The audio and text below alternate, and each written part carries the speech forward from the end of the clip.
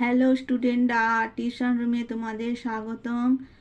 আজকে আমি তোমাদের ইংলিশ পড়াবো ক্লাস 8-এর lesson 13, the man who planted trees, Jean Giono. এর আগে আমি 3টে ইউনিটের বঙ্গানুবাদ নিয়ে আলোচনা করে 3টে ভিডিও দিয়েছি। যারা দেখোনি তারা প্লেলিস্টে বা ডেসক্রিপশান দেওয়া লিঙ্কে দেখে নেবে। আজকে আমি কয়েকটি অ্যাক্টিভিটি নিয়ে তোমাদের সঙ্গে আলোচনা করব। এই ধরনের নতুন নতুন ভিডিও পাওয়ার জন্য যারা এখনও পর্যন্ত চ্যানেলটিকে সাবস্ক্রাইব করনি তারা সাবস্ক্রাইব করে রাখো, শেয়ার করে দাও, বন্ধুদের দেখা একটু সুযোগ করে দাও, আর লাইক দেবে। আর ভিডিওটা প্রথম থেকে শেষ পর্যন্ত দেখবে, নাহলে এই অ্যাক্টিভিটির যে প্রশ্নগুলো আছে মিস করে যাবে।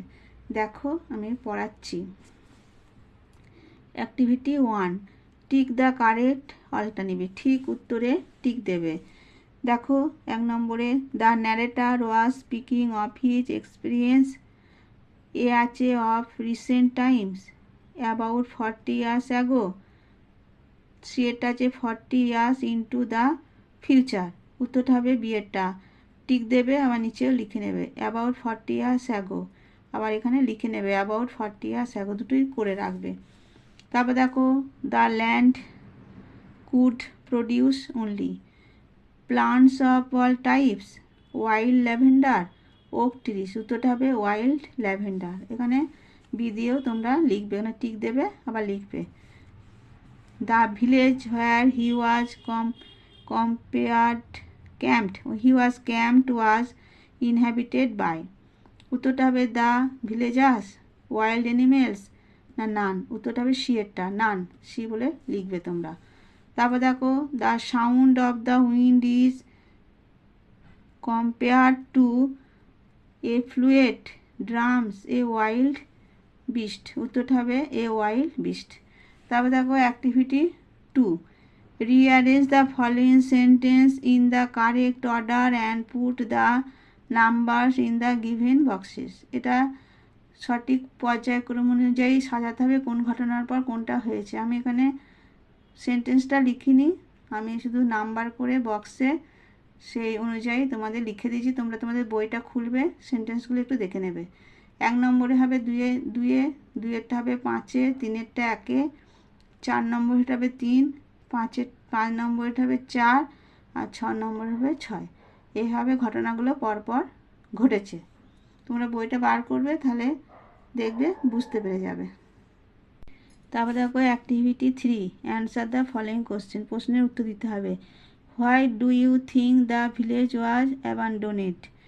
গ্রামটি পরিত্যক্ত হওয়ার কারণ কী ছিল বলে তোমার মনে হয়? অ্যান্সারটা দেখো, may be the weather condition deteriorated and the water supply that was available must have dried up and the soil must not be suitable for vegetation, hence making living condition hazardous.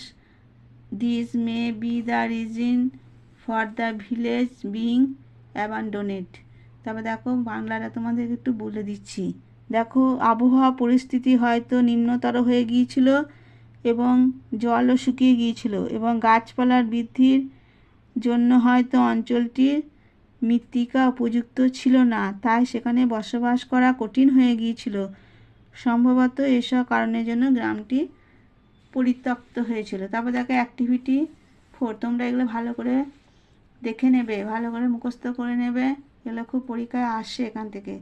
তারপর যে complete the following sentence with information from the text, এটা সেন্টেন্সটা পূরণ করতে হবে, text থেকে নিতে হবে। তোমরা বই থেকে খুঁজে খুঁজে নেবার চেষ্টা করবে, আমি এখানে লিখেও দিয়েছি।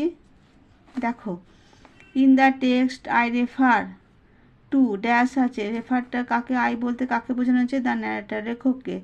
তারপর বলেছে the shepherd's cottage would be the narrator shelter for the night since. এখানে হবে the closest village was more than a day and a half further on. তারপরটা হচ্ছে with a great deal of attention the shepherd হবে examined and separated the fresh acorns from the bad ones. তারপরে বলেছে the impression provided by the shepherd to the narrator was ড্যাশে কী হবে that he could never be disturb by anything. এগুলো তোমাদের একটা পরীক্ষার সময় একটা প্যাসেজ দেবে, সেখান থেকে এগুলো দিলে প্যাসেজ থেকে খুঁজে খুঁজে তোমাদের করতে হবে। এখন তোমরা আমি যেভাবে লিখলাম প্র্যাকটিস করে নেবে, দেখবে পরীক্ষার সময় অসুবিধা হবে না। তারপর দেখো অ্যাক্টিভিটি 5, এটা বলেছে অ্যান্সার দ্য ফলোইং কোশ্চেন, প্রশ্নের উত্তর দিতে হবে। দেখো give 2 examples of the shepherd hospitality towards the narrator. কথকের বা লেখকের প্রতি মেষপালকের অতিথি সেবার দুটি নিদর্শন দেখাতে বলেছে। দেখো the kind shepherd gave the thirsty narrator a drink and led him to his cottage. Moreover, he kept the narrator in his cottage to pass the night and gave him soup to drink. দেখো বাংলাটা একটু আমি বলে দিচ্ছি। দয়ালু মেষশাবকটি কথককে পানীয় দিয়েছিল এবং তাকে তার বাড়িতে নিয়ে গিয়েছিল। তাছাড়াও সেদিন রাতে কথককে তার বাড়িতে রাত কাটাতে দিয়েছিল এবং পানীয় একটা ভালো পানীয় পান করতেও দিয়েছিল।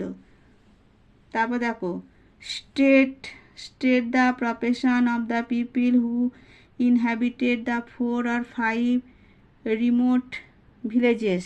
এটা কি বলেছে, বলেছে 4-5টি দূরবর্তী গ্রামের অধিবাসীদের জীবিকার কথা উল্লেখ করো। The people who habited the 4 or 5 remote villages were woodcutters by profession and they also used to make charcoal. এটা বলেছে যে 4-5টি দূরবর্তী গ্রামের অধিবাসীরা ছিল কাঠুরে এবং তারা কাঠ কয়লাও তৈরি করত। তারপর দেখো একটা লাইন তুলে প্রশ্ন করেছে I was intrigued, why was the narrator intrigued. এটা মানে হচ্ছে যে আমি কৌতূহলী হয়ে পড়েছিলাম। কথক কৌতূহলী হয়ে পড়েছিলেন কেন? দেখো the man use to collect acorns and he lived alone. The company of this man made the narrator feel peaceful and he gave an impression that nothing could disturb হিম।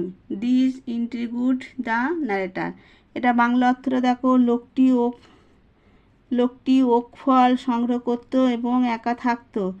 এই লোকটির সঙ্গে কথককে শান্তি দিয়েছিল এবং লোকটিকে দেখে কথকের মনে হয়েছিল যে কোনো কিছুই যেন লোকটিকে বিচলিত করতে পারবে না। এই ঘটনাগুলি কথককে বা লেখককে কৌতূহলী করেছিল। তারপর দেখো activity 6, right T for true and F for false statements in the given boxes. Give supporting statements for each of your answer. True false লিখতে হবে আর সাপোর্টিং স্টেটমেন্ট দিতে হবে। দেখো এগুলো খুব আসে, তোমরা ভালো করে সব দেখে নেবে। The next morning the shepherd left his house all by himself. এটা হবে ফলস।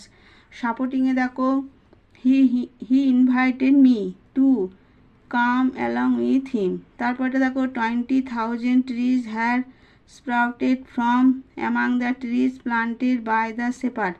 এটা ট্রু হবে। সাপোর্টিংয়ে দেখো of this 100,000 20,000 had come up.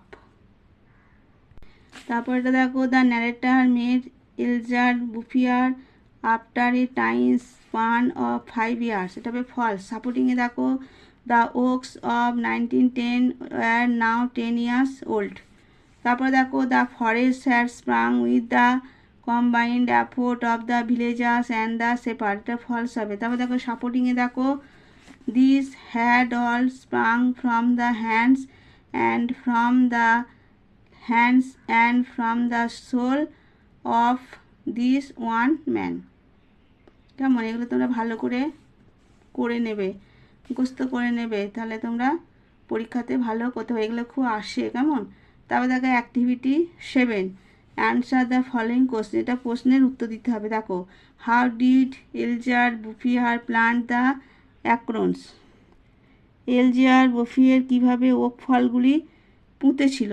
তা দেখো, Elzeard Bouffier pounded the ground with an iron rod and made several holes. In these holes he placed acorns and covered the holes again. বাংলার অর্থ থেকে না, একটি লোহার দণ্ডের সাহায্যে এলজিয়ার বফিয়ারের মাটিতে আঘাত করেছিল এবং অনেকগুলো গর্ত করেছিল। এই গর্তগুলিতে সে ওক ফল পুঁতেছিল এবং গর্তগুলিকে ভরাট করে দিয়েছিল। তারপরে দেখো, how many year letter did the narrator for revisit the country, কত বছর পরে কথক বা লেখক ওই দেশে পুনরায় গিয়েছিলেন। দেখো অ্যান্সারটা দেখো, the narrator revisited the country after 10 years। কত বলতে হবে যে 10 বছর পর ওই দেশে পুনরায় গিয়েছিলেন লেখক।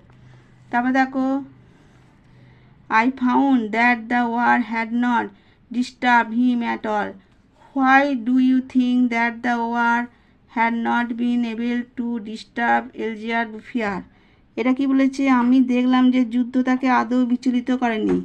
যুদ্ধ কেন বিচলিত করতে পারেনি বলে তুমি মনে করো? Primarily Elzeard Bouffier lived in a schedule spot where people hardly lived beside he reminded busy in planting acorns without bothering about the outward activities, so the war could not disturb him. এর বাংলা অর্থটা থেকে নাও, প্রথমত সে থাকতো এক নির্জন স্থানে যেখানে মানুষের বসবাস ছিল না বললেই চলে। তাছাড়া বহির্জগতের ব্যাপারে মাথা ঘামিয়ে সে নিজের ওক ফল রোপণের কাজে ব্যস্ত ছিল, তাই যুদ্ধ তাকে বিচলিত করতে পারেনি। তারপরের প্রশ্নটা দেখো, what was the narrator's reaction on seeing the massive oak trees, এখানে বিশাল ওক গাছগুলি দেখে লেখকের মনে কি প্রতিক্রিয়া হয়েছিল। উত্তরে দেখো, seeing the impressive scene of the massive oak trees the narrator became speechless and with the shepherd he passed the whole day in silence by walking through the oak forest. এর বাংলাটা দেখে নাও, বৃহদাকৃতি ওক গাছগুলির অপূর্ব দৃশ্য দেখে লেখক বিস্ময়ে বাগরুদ্ধ হয়ে পড়েছিলেন এবং মেষপালকের সঙ্গে সারাদিন সেই ওক গাছের জঙ্গলে নিঃশব্দে হেঁটে বেরিয়েছিলেন। এই পর্যন্ত আমি অ্যাক্টিভিটি তোমাদের করালাম। তোমরা পড়াটা কেমন লাগলো কমেন্টস করবে। আর এখনও পর্যন্ত যারা সাবস্ক্রাইব করোনি তারা এই ধরনের নতুন নতুন ভিডিও পাওয়ার জন্য চ্যানেলটিকে সাবস্ক্রাইব করে রাখো, শেয়ার করে দাও, বন্ধুদের একটা দেখার সুযোগ করে দাও, আর একটা লাইক দেবে। ঠিক আছে, এখানেই আমি ভিডিওটা শেষ করলাম।